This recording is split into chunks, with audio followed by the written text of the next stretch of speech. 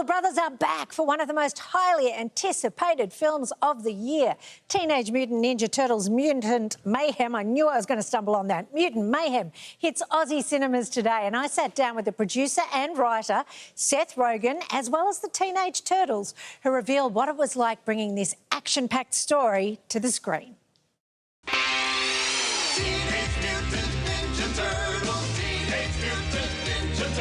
First introduced in 1984, the Teenage Mutant Ninja Turtles became an unlikely smash hit.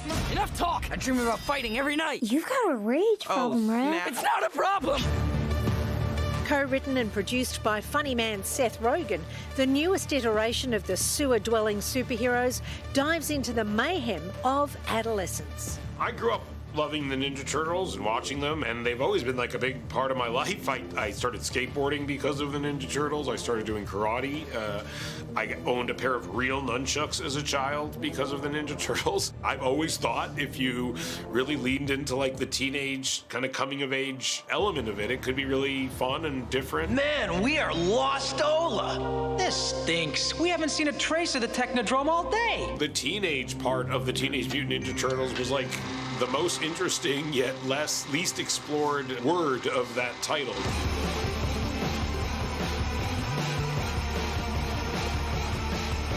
Keen to capture the youthful energy, the Fab Four are voiced by teenaged actors, a novel concept for the franchise that often used adults to portray the Turtles.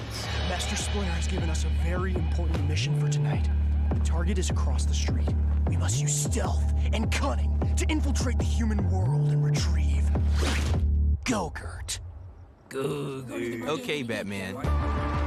Because there's a lot of jokes that were written by adults, obviously, that were in the script, and we were like, well, I don't know if that would work. And I feel like Jeff and Seth definitely trusted us in like letting us have our own say and what we wanted to say and what was kind of like old school. What did you think of how you looked? The animation is out of this world. It's so different. At first, I thought that my head was a bit too like squished at first when I saw like the rough sketches, but once I saw the finished product, I was like, okay, it's not as bad as I thought.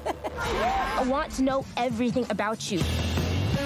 Everybody who worked in the animation side is so talented, and I heard them, speaking about looking at their own art from when they were teenagers and unlearning all the things that they had learned so that there could be like a little bit of a rough edge so things wouldn't feel too perfect.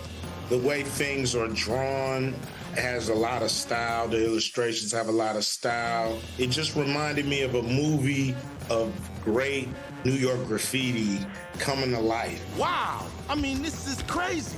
I'm dying to know, when you first saw Superfly on the big screen and saw how he'd been created and rendered, were you happy? Did you love him? Very happy. Yeah, he's a great character, I think. Super villain with a heart. Come on, y'all. Let's get the goods. He just wants to be liked. He just wants to be loved. He just wants friends. And when you don't want to be his friend, then he wants to tear down skyscrapers. Police are baffled by the recent crime wave led by Superfly. I think everybody can relate to a guy like that. The fresh take on the heroes boasts an all-star cast with a bunch of Hollywood heavyweights lending their voice. Post Malone, Ice Cube, there's a sneaky little Paul Rudd slipped in there. They got to go. We have to make special mention of your good buddy and Australian representative, Rose Byrne. Yes. G'day, fellas. It's an almost derogatory Australian accent that she's doing. She kept saying she was just channeling Eric Bana. He'll appreciate that. He will appreciate that. How much fun did you have putting together this cast? It was fun, I'm like a fan of like a big name cast. Like I'm like a fan of marquee names. When I was young, I remember seeing like posters for movies like Con Air where it had like a big cast full of all these famous people I really liked, and like I've always been like a sucker for that, and I've always tried to provide that in our films. Do you think there are people who will accept us?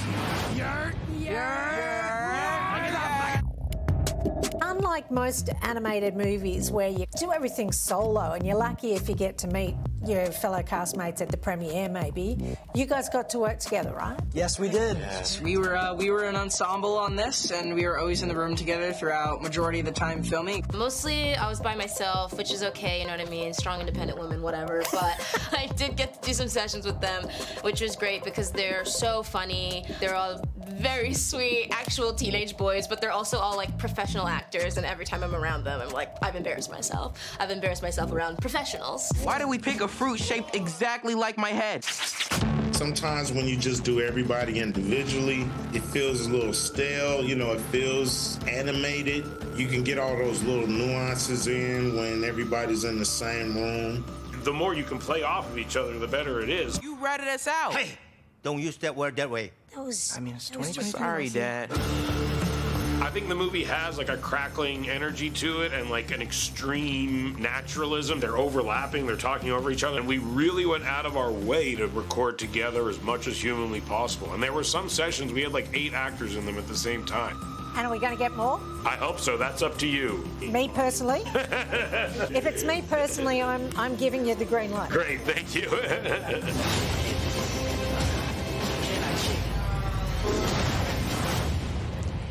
Did you know Paramount's given me the green light to greenlight movies? Awesome. Yeah, isn't that great? So I can just say sequel is ready to go. I loved this. Yeah, me too.